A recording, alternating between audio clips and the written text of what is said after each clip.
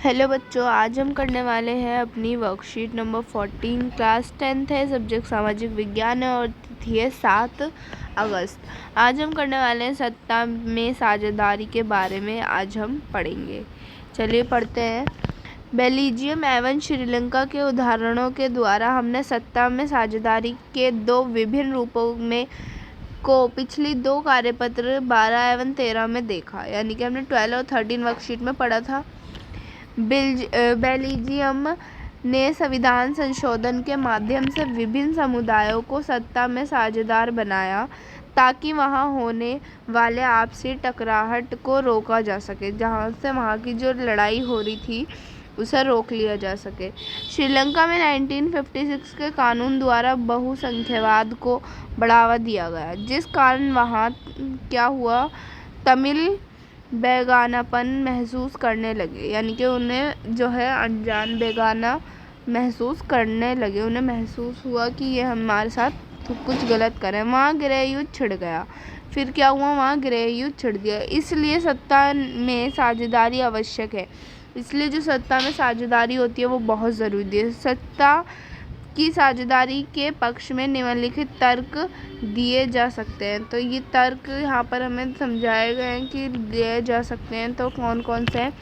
सत्ता में साझेदारी की आवश्यकता, तो क्या क्या आवश्यकता होती है? तो सबसे फर्स्ट है युक्तिपरक तर्क। युक्तिपरक तर्क क्या है? ये भी दो तरीके का है। विभिन्न सामाजिक समूहों के मध्य आपसी टकराव को कम करती है, यानी कि क्या करती है, जो सामाजिक लोग होते हैं उनके जो बीच की टकराव है उससे कम करती है। राजनीतिक व्यवस्था को स्थायित्व प्रदान करती है और जो राजनीतिक व्यवस्था है उसको स्थायित्व प्रदान करती है। फिर आता है हमारा नैतिक तर्क। नैतिक तर्क भी हमारे दो टाइप्स के हैं। सत्ता में साझेदारी लोकतंत्र की आत्मा है, सरकार को वैधता प्रदान करता है। ठीक है। उसके बाद आता है सत्ता में साझेदारी का स्वरूप, यानी कि सत्ता में जो साझेदारी उसके स्वरूप, जैसा कि पहला है सत्ता का ऊर्ध्वाधर वितरण, यानी कि उसमें कौन कौन होते हैं, केंद्रीय सरकार, राज्य सरकार और स्थायी निकाय।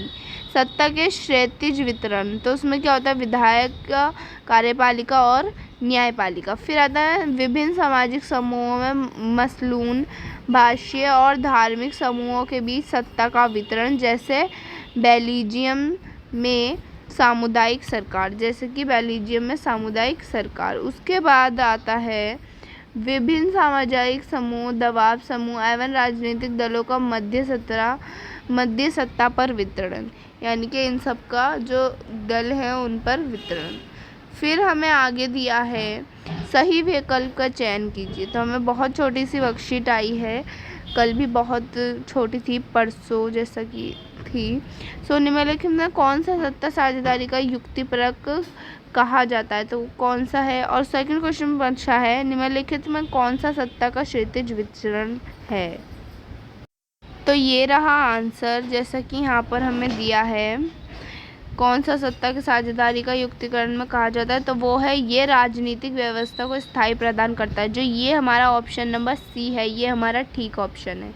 उसके बाद पूछा गया था कौन सा सत्ता में क्षैतिज वितरण है, तो विधायिका, कार्यपालिका एवं न्यायपालिका बीच की सत्ता साझेदारी, ये भी सी ऑप्शन है और ये ठीक है। तो यानी कि इसका सी पार्ट और इसका भी सी पार्ट ही ठीक है। जैसे कि इसमें क्षैतिज वितरण में पूछा गया था, तो क्षैतिज वितरण में ये देखो विधायिका, कार्यपालिका और न्यायपालिका, इसलिए इसमें भी सी पार्ट ही हमारा आंसर है।